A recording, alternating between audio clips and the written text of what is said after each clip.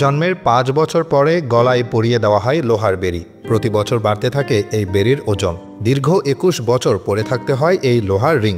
বলছিলাম অভিশপ্ত কায়ান উপজাতির কথা, জিরাফের মতো গলার জন্য যাদের রয়েছে বিশেষ পরিচিতি। কিন্তু কেন এই উপজাতির নারীরা গলায় লোহার রিং পরে থাকেন?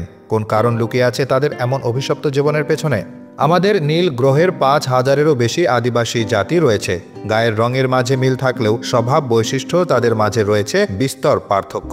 ৫,০০০ আদিবাসীর মাঝে অন্যতম হচ্ছে কায়ান উপজাতি, যে উপজাতি নিয়ে সিনেমা বানানো সম্ভব। কায়ান নামের এই উপজাতিদের বসবাস থাইল্যান্ড ও মিয়ানমারে।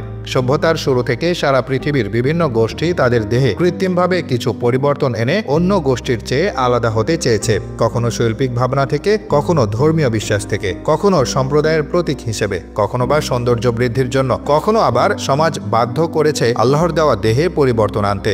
যেমন বাধ্য করছে মায়ানমারের শান প্রদেশের কায়ান উপজাতির নারীদের, যাদেরকে বিশ্ব নাম দিয়েছে জিরাফ নারী। দুর্গম পাহাড়ি অঞ্চলে বাস করেন কায়ান উপজাতি।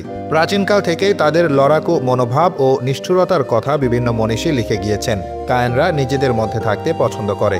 এরা বাইরের লোকের প্রবেশ পছন্দ করেন না। নিজস্ব ভাষা ও সংস্কৃতি নিয়ে থাকতে ভালোবাসেন। এই কায়ানদের এক উপগোষ্ঠী মায়ানমারের জান্তা বাহিনীর অত্যাচারে প্রতিবেশী দেশ থাইল্যান্ডে পালিয়ে আসে। ১৯৮০ থেকে ১৯৯০ সালের মধ্যে কায়ান উপজাতিরা বিশেষভাবে নজর কাড়ে তাদের অদ্ভুত গলার জন্য। কায়ানরা মেয়েদের ৫ বছর বয়স হলে গলায় পরিয়ে দেয় ১ কেজি ওজনের ধাতুর তৈরি বলের মতো ভারী হার।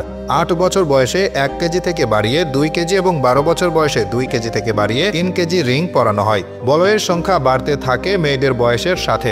যদি দেখা যায় কায়ান মেয়েরা আরও বেশি ভার সহ্য করতে পারবে, তাহলে ১৫ বছর বয়সে আরও ২ কেজি ওজনের রিং যোগ করা হয়। বেশিরভাগ প্রাপ্তবয়স্ক কায়ান নারী ৫ কেজি ওজনের ধাতব কুণ্ডলী গলায় পরে থাকতে বাধ্য হন।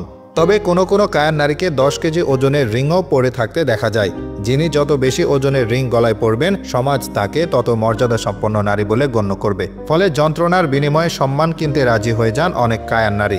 গলা লম্বা করার এই সংস্কৃতি কায়ানদের মধ্যে কোথা থেকে এসেছে তা নিয়ে পরিষ্কার কোনো তথ্য পাওয়া যায় না। সাধারণত কায়ানরা নিজেরাও এর উৎপত্তি সম্পর্কে খুব বেশি কিছু জানে না। কায়ান নারীদের অধিকাংশই তার মা এবং দাদির ধারাবাহিকতায় সংস্কৃতি পালন করে থাকেন। তাদের অনেকে এটাকে সৌন্দর্যের প্রতীক হিসেবে দেখেন। কেউ কেউ দাবি করেন কায়ানদের বিশ্বাস অনুযায়ী তারা ড্রাগনের বংশধর। তারা মনে করেন অতীতে কোনো এক সময়ে এক নারী ড্রাগনের সঙ্গে মিলনের ফলে তাদের বংশের আদি পুরুষদের জন্ম হয়েছে। অনেকের মতে লম্বা গলা বিশিষ্ট আদি মাতা ড্রাগনের সম্মানার্থে কায়ান নারীদের মধ্যে গলা লম্বা করার সংস্কৃতির প্রচলন হয়েছিল। ভিন্ন মত অবশ্য আছে। কেউ দাবি করেন এই রিংগুলো পরার প্রচলন হয়েছিল বাঘের আক্রমণ থেকে আত্মরক্ষার জন্য। বাঘ সাধারণত গলায় বা ঘাড়ে কামড় দেয় বলে তাদের হাত থেকে বাঁচার জন্য গলায় ধাতব রিং পরা হতো।